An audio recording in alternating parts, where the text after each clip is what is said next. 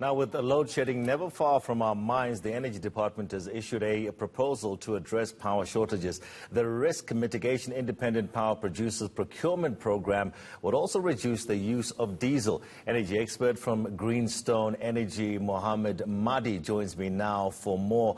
Very good morning to you, Mr. Madhi. Thank you so much for joining us. This must be good news to potential IPPs.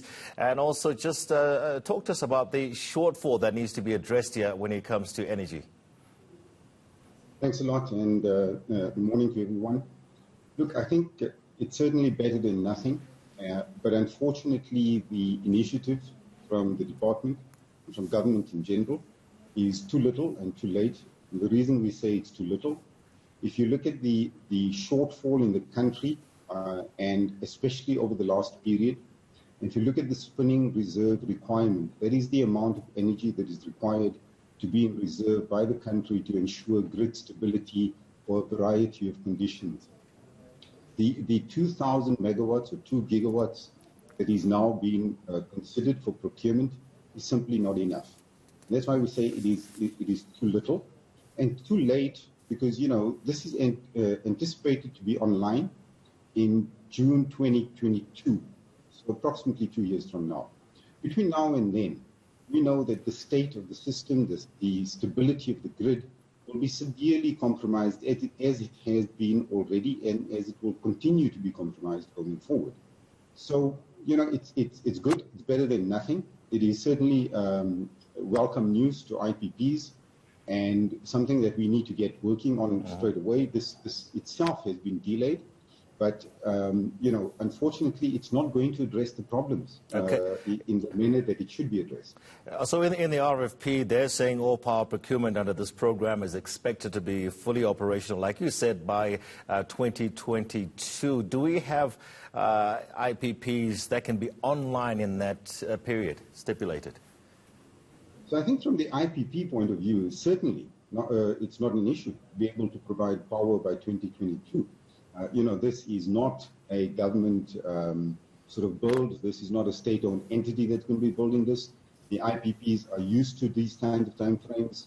We are used to building power plants in even shorter timeframes.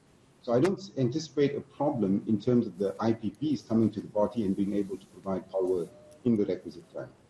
What sort of technologies are we talking about? So there'll obviously be a host of technologies, and the nice thing is it's fairly open in terms of the mix that is, you know, being asked for. Certainly a lot of renewable energies, so solar PV and wind will be a big part of it. But for grid stability, we also need baseload power, so we need the kind of power that can be available 24/7, and that would be a large component of that, I'm hoping, would be gas. So gas together with solar, gas together with wind, would certainly help this country in terms of our grid stability. And gas is also quicker than other forms of baseload power in terms of coming on stream. So certainly I would hope that we see this as an impetus to bringing gas into the country and to creating the platform for gas-based power together with renewables, hybrids, etc. Do we know what the procurement model will be, and what model would you prefer to see? So look, you know, there's three key trends generally in the energy industry worldwide. And in the context of these three trends, we need to understand what would be the best procurement model. So if you look at it from a government point of view, I think what government has done in the IPP office has been fairly reasonable, and it's a fairly decent model. But the big problem in terms of the three trends, so very quickly, the three trends, the first one is we see renewable energy dropping in price dramatically. And, you know, to give you an idea, in the last 10 years, it has dropped almost fivefold in price.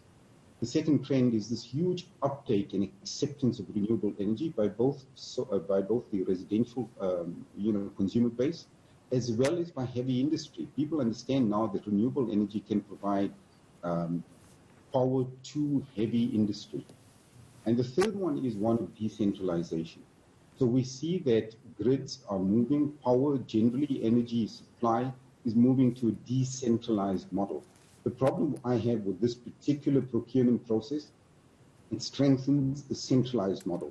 So it still puts things in the hands of the a central sort of state-owned, state-planned entity. What we need to do is provide incentives instead for the private sector to be able to provide and build power by themselves for the private sector as they need it, where they need it, how they need it. Yep. All right. And we still have not been able to get those incentives in place. All right, interesting. Lovely chatting with you, Mohamed Madhi there, who's an energy expert from Greenstone Energy.